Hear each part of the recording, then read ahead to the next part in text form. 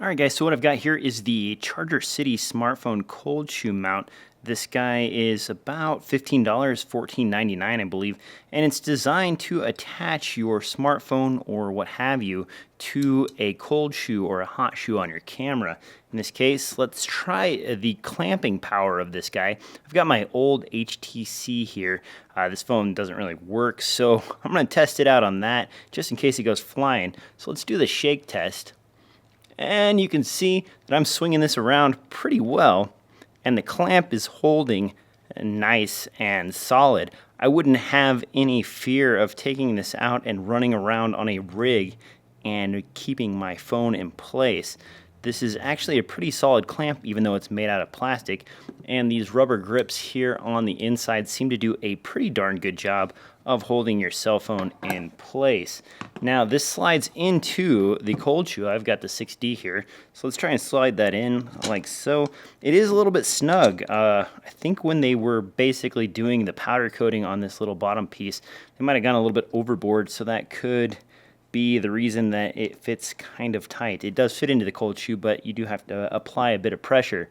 If you are using a wireless transmitter to control your camera, like this tip link right here, this is a great option for that. You can mount this like so, and then run your USB cable into your camera, and you have full control of the 6D remotely from a smartphone or a tablet. So that's also another option for this. This does open up pretty wide, but it does not open up wide enough to fit the Nexus 7 into its clasp. So if you're looking for something to hold a tablet, this is probably not the way to go.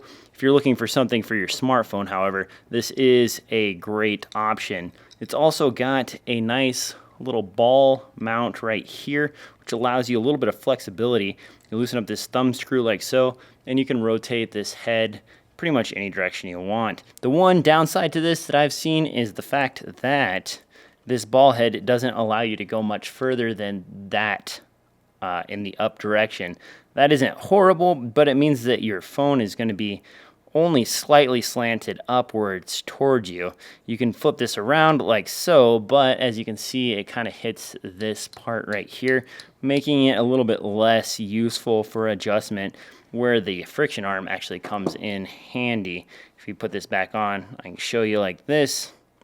Basically, with the cell phone mounted, that's about the maximum upward angle you're going to get out of this guy on your camera. So keep that in mind if you're trying to aim this straight up in the air or something like that. It also, if we unscrew this cold shoe adapter right here, has a nice metal quarter 20 thread right here. So if you want to give yourself a little bit more flexibility, you can combine this with something like a friction arm that I have right here. Add this to it like so, and now you have a pretty versatile way to attach your cell phone, smartphone, or this tip link right here to your rig. This is a pretty interesting way to go and pretty attractive. The clamp is nice and solid. It feels good even though it's made out of plastic, and it is only $14.95.